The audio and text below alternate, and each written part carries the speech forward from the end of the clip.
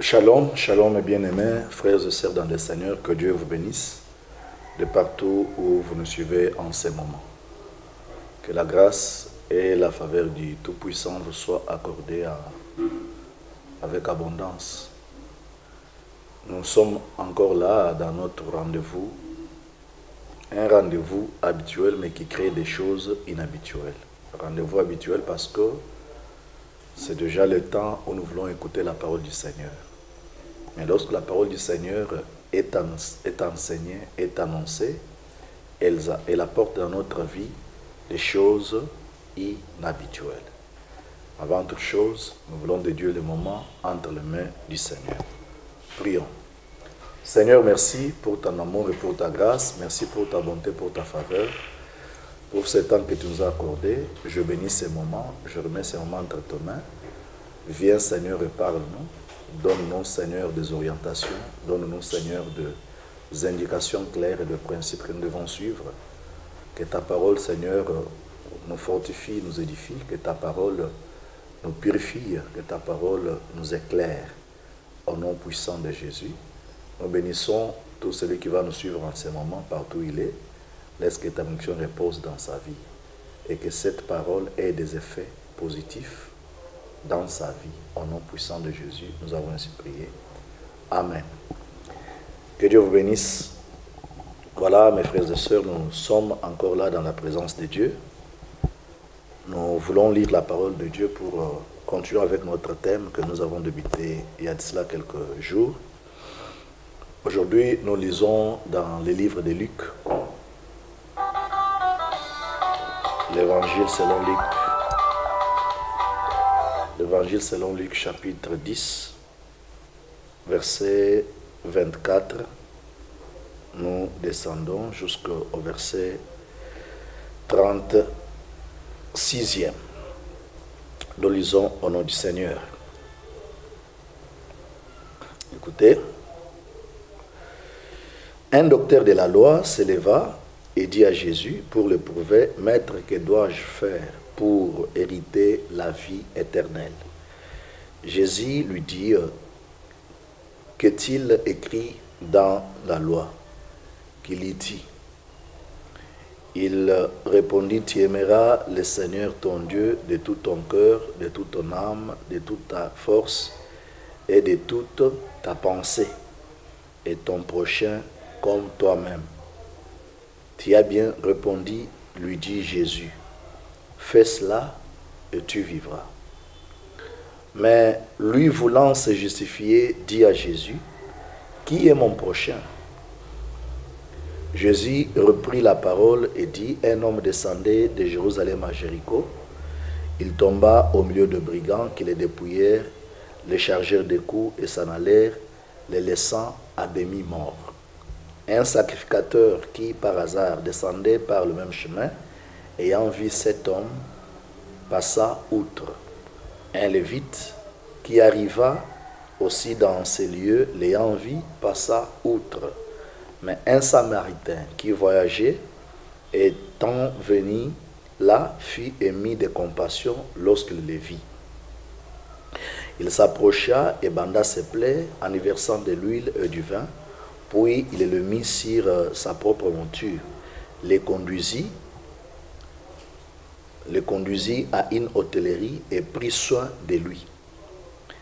Le lendemain, il tira 2 deniers, les donna à l'hôte et dit, « Aie soin de lui, et ce que tu dépenseras de plus, je te les rendrai à mon retour. » Lequel de ces 3 te semble avoir été le prochain de celui qui était tombé au milieu de brigands? C'est celui qui a exercé la miséricorde envers lui, répondit le docteur de la loi. Et Jésus lui dit, va, et toi, fais de même. Que Dieu vous bénisse.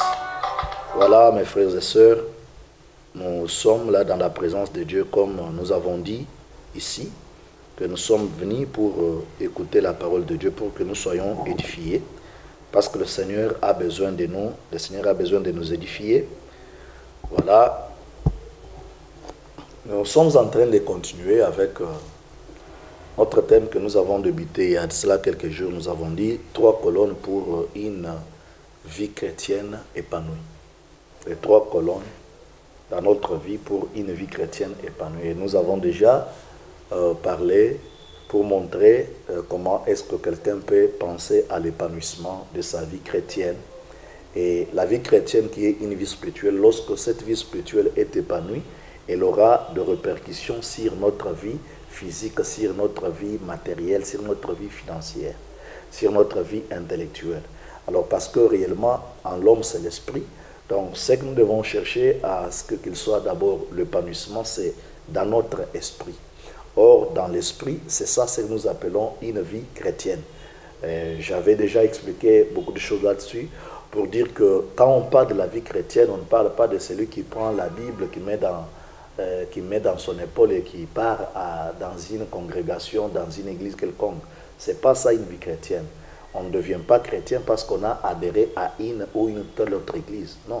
Mais on devient chrétien lorsqu'on croit en Jésus, lorsqu'on donne sa vie à Jésus, lorsqu'on reçoit Jésus dans son cœur et lorsqu'on vit la vie que Jésus a besoin que nous puissions vivre. C'est cela ce qui fait de nous des chrétiens. Et parce que vous savez que le mot chrétien a été appelé pour la première fois à ces hommes-là d'Antioche qui avaient suivi Jésus. Mais lorsque les gens de la ville ont vu que les comportements de ces gens-là étaient semblables à ce que Jésus faisait, alors comme ça, ils les ont appelés chrétiens. Alors chrétiens ici, je voudrais que vous compreniez bien que ce n'est pas, il n'y a pas de chrétiens super et de chrétiens faibles, de chrétiens. Non, il n'y a que le chrétien. Et ces chrétiens-là, ce sont ces gens-là qui suivent Jésus, qui font ce que Jésus leur demande de faire. C'est cela que nous devons, c'est ces gens-là que nous devons appeler le chrétien. Mais nous avons dit, pour que ces chrétiens, leur vie s'épanouisse, ils ont besoin des 3 colonnes. D'après l'apôtre Paul, il nous dit 3 choses de mère, comme nous avons lu avec vous dans le livre de 1 Corinthiens, chapitre 13, verset 13, où il est écrit que 3 choses de mère, la foi, l'espérance et la charité, l'amour bien sûr. Alors mes frères et sœurs, ici nous avons déjà parlé du premier colonne, du deuxième, nous avons parlé de la foi, nous avons parlé de l'espérance.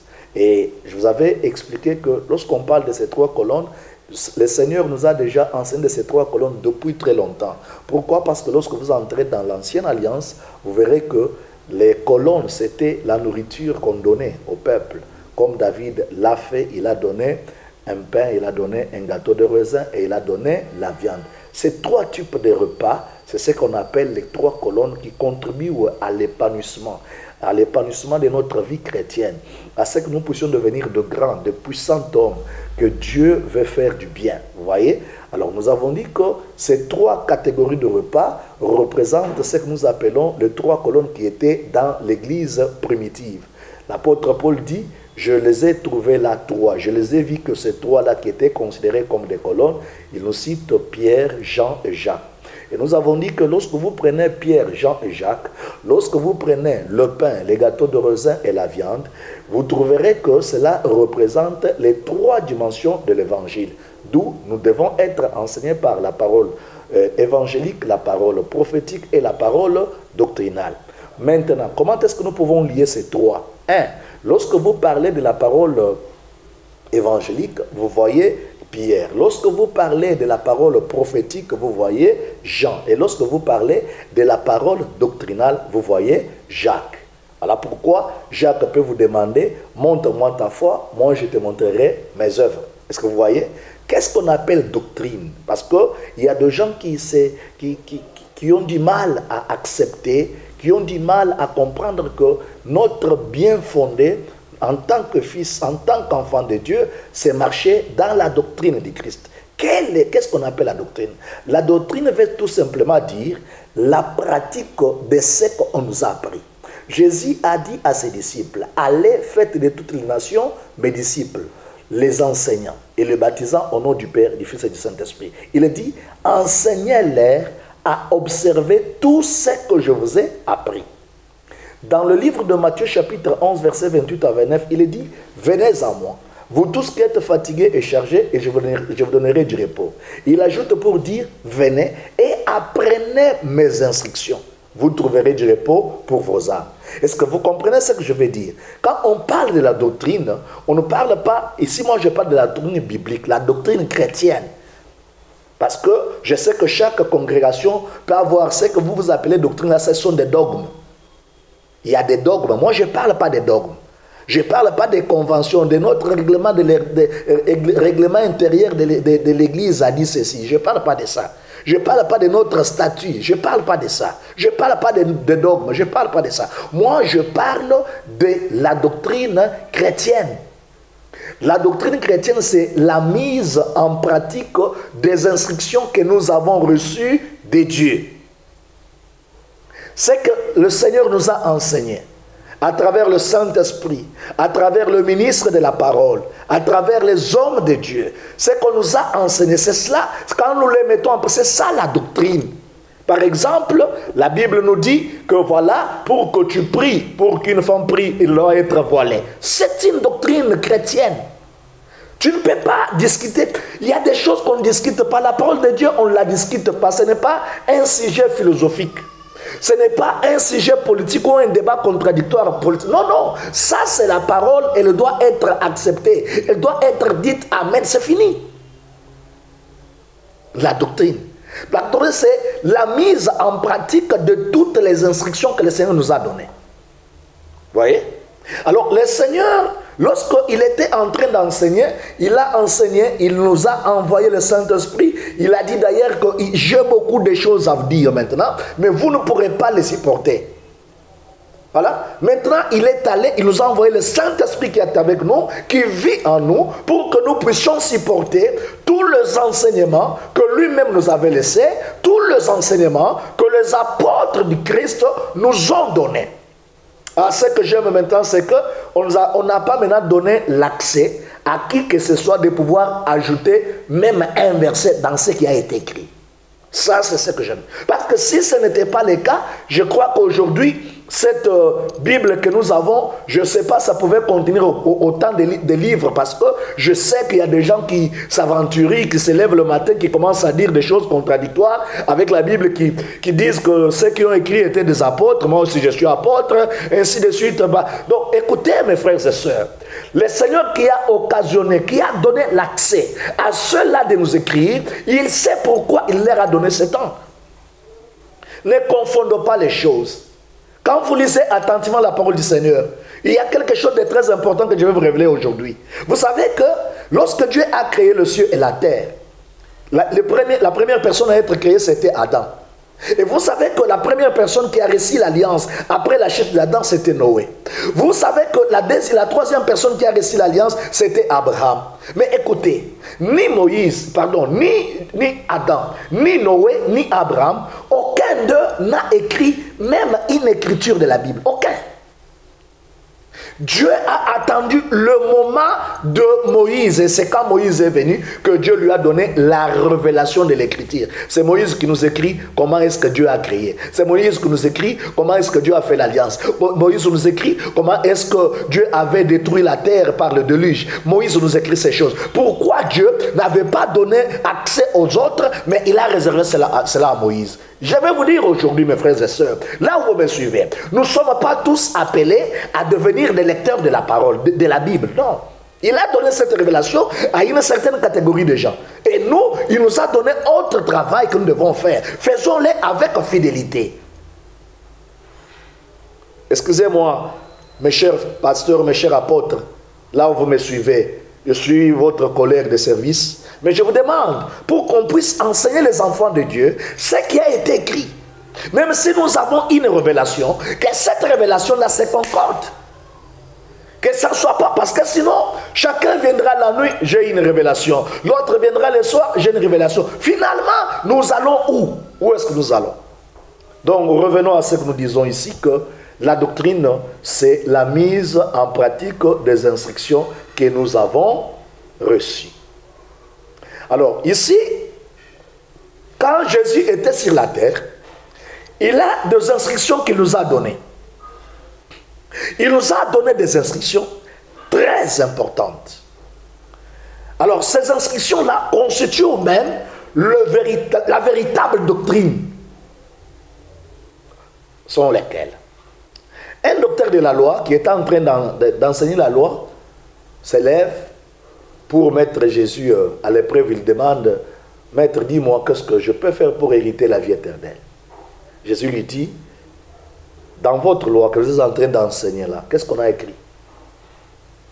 Il lui répond, non, on a écrit, aime ton Dieu de tout ton cœur, de toute ton âme, de tout ton esprit, et aime ton frère comme toi-même. Il dit, ok, c'est cela, c'est tout ce que tu dois faire. Alors, ces docteurs de la loi, ils voulaient se justifier.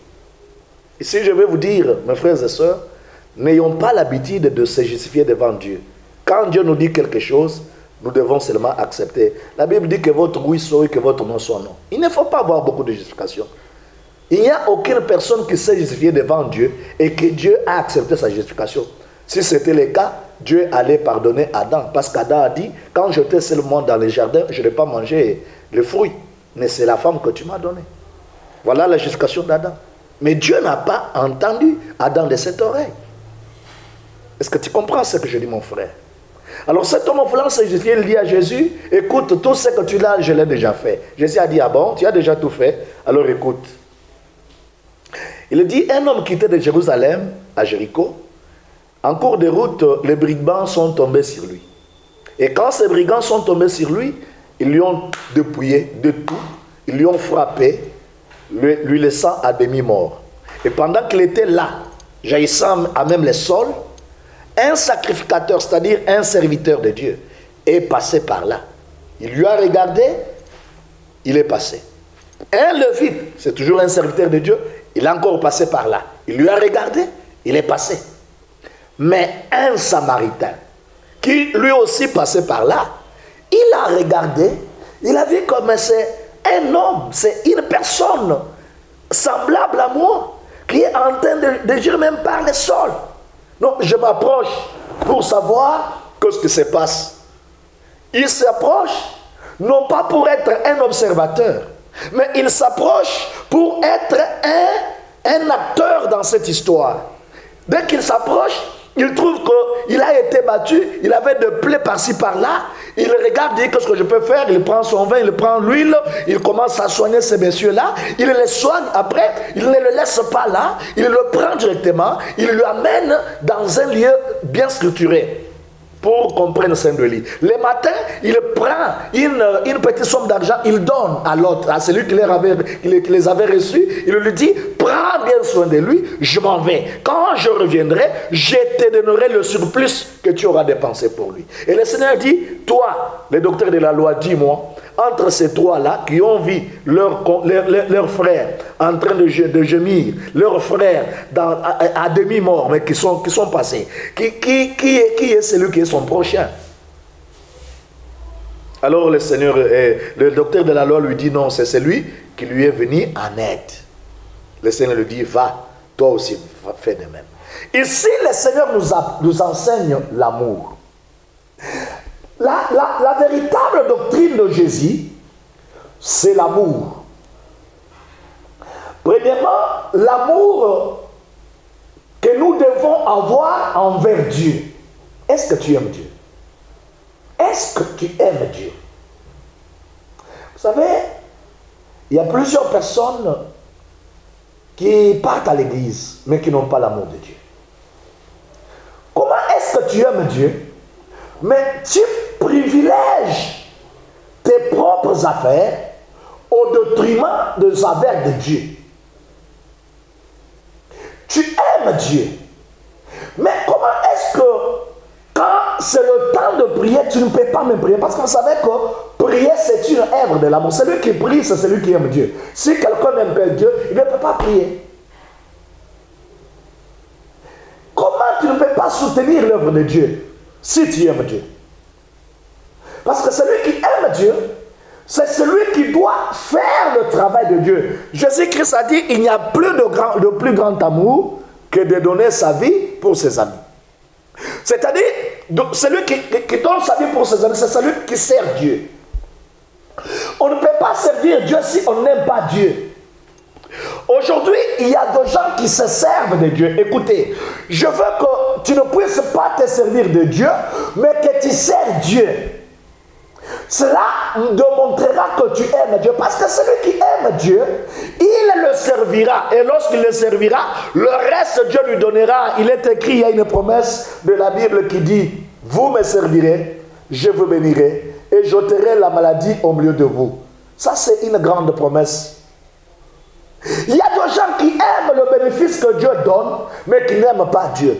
C'est-à-dire, ils se servent du nom de Dieu. Il y a des gens que, lorsqu'ils sont abattus, qu'ils peuvent au moins citer le nom de Dieu dans leur bouche. Oh Dieu, pourquoi tu m'as abandonné? Mais en fait, ils n'aiment pas Dieu. Aimer Dieu, c'est le craindre. Aimer Dieu, c'est marcher dans la sanctification. Aimer Dieu, c'est le servir. Avec toute notre force. Avec tous nos biens. Moi, je peux le servir avec cette prédication que je suis en train de vous donner.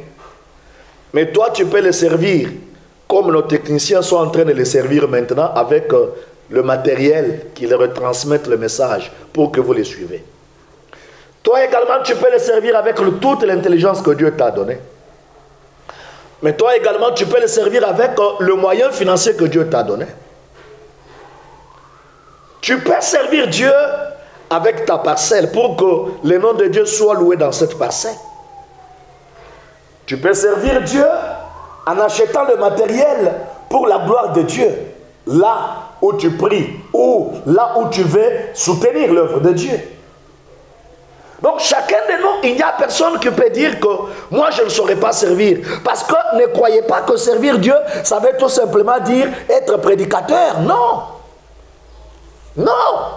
Nous devons démontrer notre amour envers Dieu en le servant. Or, nous devons le servir chacun dans son domaine. Et lorsqu'on sert Dieu comme cela, on l'aime. Jésus dit, aime ton prochain comme toi-même. C'est là où je vais atterrir. C'est là où je vais m'asseoir même. C'est là. Aime ton prochain comme toi-même. Je voudrais que vous sachiez tous qui vous me suivez, vous les enfants de Dieu, que nous sommes arrivés au temps de la fin. Et parmi le signe de temps de la fin, la Bible dit, dans les derniers jours, l'amour de plus grand nombre de gens se refroidira. Donc chacun considérera que ses propres problèmes. Mes frères et sœurs, les troisièmes colonnes pour que nous puissions avoir un épanouissement de notre vie chrétienne, c'est que nous devons avoir l'amour. Nous devons aimer Dieu, nous devons aimer nos prochains.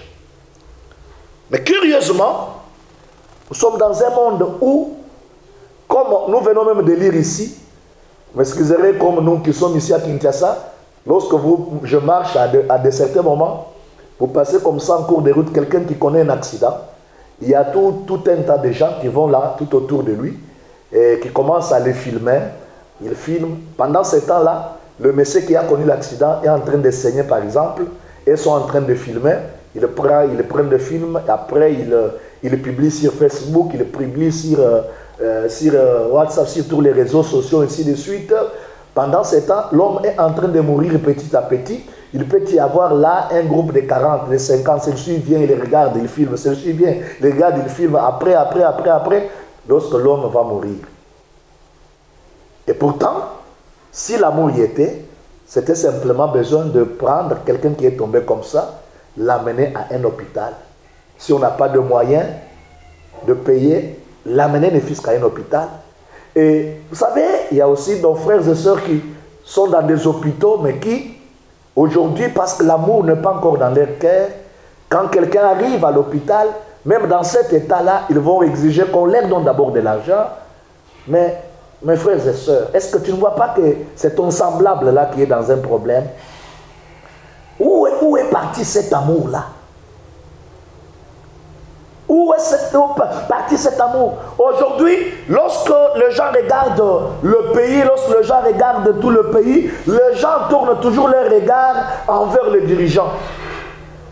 Et pourtant, ce n'est pas seulement le dirigeant, mais c'est aussi le peuple qui habite, qui doivent démontrer l'amour.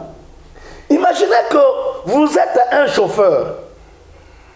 On vous a dit que cet itinéraire commence de telle part à telle part et ça se paye autant.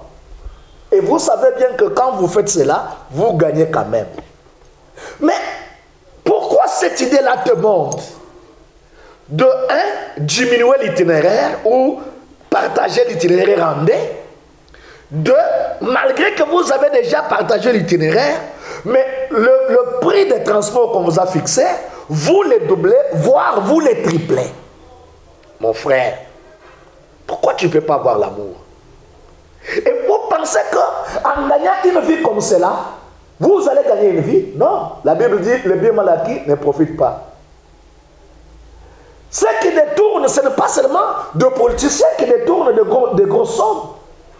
Mais il y a ces chauffeurs-là qui détournent l'argent d'un petit peuple tous les jours. Et lorsque ces gens-là entrent dans le bus, avec tout ce qu'ils ont connu, après ils commencent à pleurer. Alors qu'il y a une loi qui exige qu'on paye autant. Alors quand ces gens-là vont pleurer, vous pensez que vous avez bien fait? Et le dimanche, vous êtes à l'église pour aller prier le Seigneur? Non, non, mes frères. C'est cela, quand on parle de la doctrine, les gens ne comprennent pas. La doctrine, c'est aimer Dieu, mais la doctrine, c'est aimer son prochain. La doctrine, c'est aimer aussi son pays. Parce que Dieu a dit à Israël, qui étaient d'abord même des esclaves. Vous savez, ils étaient des esclaves. Mais il dit, à travers le prophète Jérémie, il leur dit, dites aux enfants d'Israël qu'ils prient pour le pays où ils ont été amenés comme esclaves, car leur bénédiction dépend de ce pays. Est-ce que vous comprenez? Mais écoutez-moi, si réellement ils étaient des esclaves, mais Dieu le demande de prier parce qu'il dit leur bénédiction était liée. Mais comment est-ce que toi-même tu ne peux pas aimer ton pays? Ton pays, tu ne l'aimes pas. Toi tu dis c'est seulement les autorités qui doivent faire quelque chose. Mais à ton niveau, qu'est-ce que tu fais? Si tu avais l'amour du pays, à ton niveau, qu'est-ce que tu fais? Mais tu dois faire déjà quelque chose. Dans ton domaine, là, aide dans ton domaine.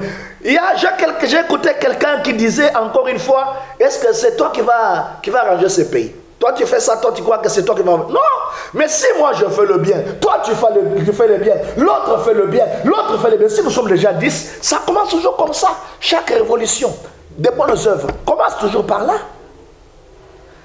Il n'y a pas seulement de révolution de renversement des pouvoirs, non. Mais il y a la révolution de la mentalité, la révolution de l'amour. Les gens qui disent, nous aimons le pays, nous aimons notre pays, nous voulons que notre pays aille de mieux en mieux. Ces gens-là, où sont-ils? L'amour. L'amour. Et vous qui nous gouvernez, s'il vous plaît, vous pensez que lorsque vous gouvernez là, c'est fini. Vous êtes l'alpha et l'oméga. Le commencement et la fin? Non. Il y a plusieurs personnes qui étaient avant vous, et après vous, il y aura d'autres personnes. Mais ce que je vous demande, c'est aimer votre pays dont vous êtes en train de gouverner. Aimez ce pays. Partout où vous êtes, dans tout le pays où vous êtes. Je parle aujourd'hui de l'amour. Je veux que vous aimez aussi vos pays. Mon frère, aime. Tu es mon frère, tu es mon frère, tu es ma soeur, tu es aux commandes, tu es ministre, tu es PDG, aime ton pays. Pourquoi détourner toujours, et surtout au Congo-Kinshasa, des détournements, c'est toujours des millions, et puis des millions de dollars. Vous n'avez même pas pitié de ça. Vous n'avez même pas pitié. Imaginons que c'est ce peuple-là, que vous avez toujours drainé derrière vous pendant la journée, il chante à votre honneur. Mais quand vous avez gagné là, mais quand vous êtes déjà là, ministre, quand on vous a nommé là, mais en ce moment-là, mon frère, ma soeur, est-ce que tu ne peux pas les aimer aussi? Ne fût-ce que faire un petit retour. Comment est-ce que... Je me demande, comment est-ce que nous pouvons aimer ce pays, aimer notre pays par exemple, mais lorsque on prend des décisions par exemple par le dirigeant suprême, de décisions que nous trouvons que ça part dans de bons sens, mais il y a des gens qui s'opposent à de telles décisions. Excusez-moi aujourd'hui de citer les gens. mes frères, vous là, mes frères on vous dit quoi, mes frères de FEC, est-ce que vous avez vraiment l'amour? Oui, je sais que vous êtes des commerçants. Mais la Bible dit, maudit soit celui qui vend des choses par de petites mesures. Maudit soit cet homme-là. Papa, tu as acheté quelque chose à 10 $. Toutes tes charges là, c'est 5 $. Mais tu veux vendre cette chose-là à 50 $. Même toi là, ça te dit pas quelque chose. Et lorsqu'on te demande de revenir à ton bon sens, non, toi tu refuses. Et les dimanches, tu pars à l'église. Ah non. Je vais vous dire aujourd'hui que Dieu n'est pas votre grand-père. Dieu reste toujours Père pour toutes les générations. Et Dieu fonctionne avec les gens qui marchent dans sa doctrine.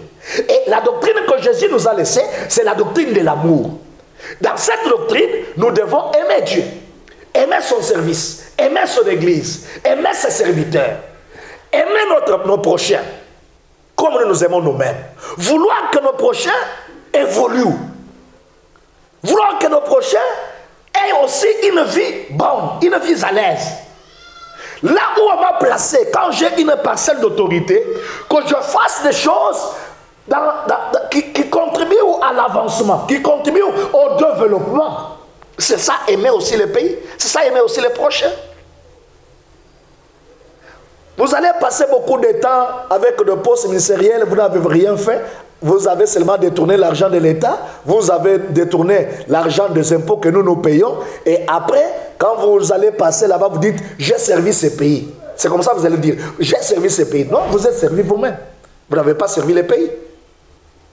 Oh, je suis au Congo et j'ai servi dans les commerces depuis, je suis là pour la nation. Non, tu ne sers pas. Tu es dans le Congo, oui, tu fais ton commerce pour tes propres gains. Parce que tu n'as pas de cœur.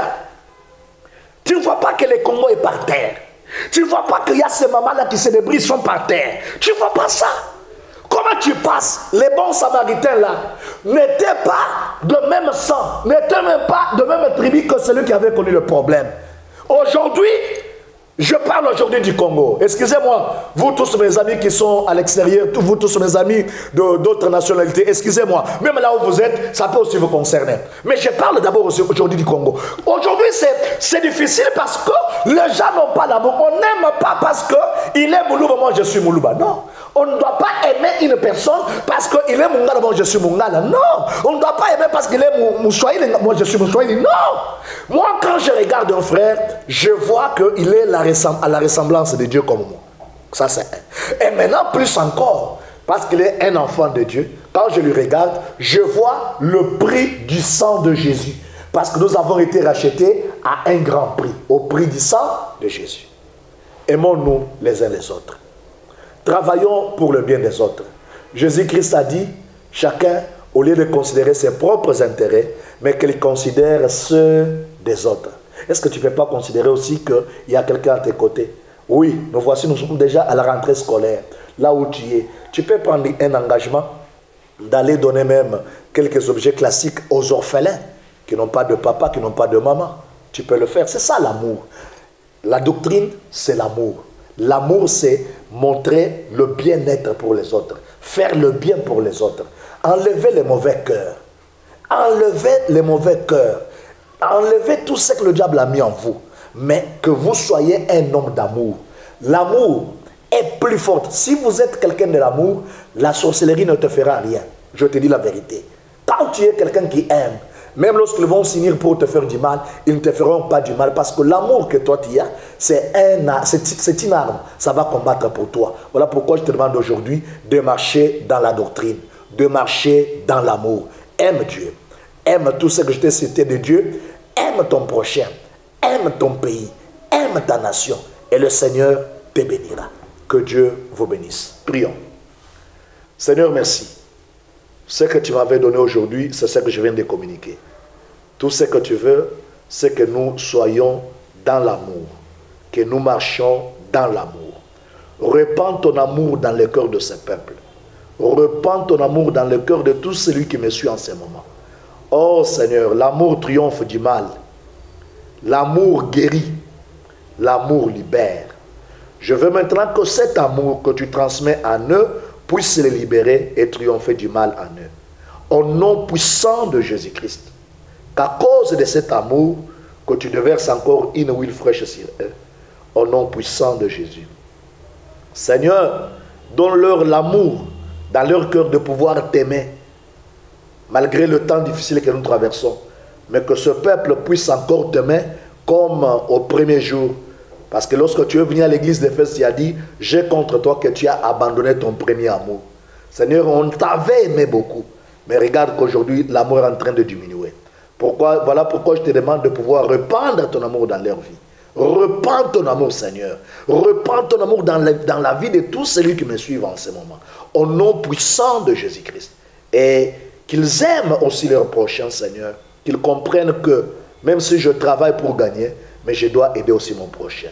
Au nom puissant de Jésus. Nous avons ainsi prié. Amen. Que Dieu vous bénisse. Voici notre numéro de contact 00 243 81 60 92 288 00 243 81 60 92 288. Notre chaîne, c'est les codes 243. Vous êtes sur internet, quand vous me suivez là, vous tapez code 243 et puis vous entrez dans l'instant Logos. Vous serez servi de la parole du Seigneur. Je vous bénis tous. Je bénis nos techniciens. Ciao, ciao. À la prochaine. Merci.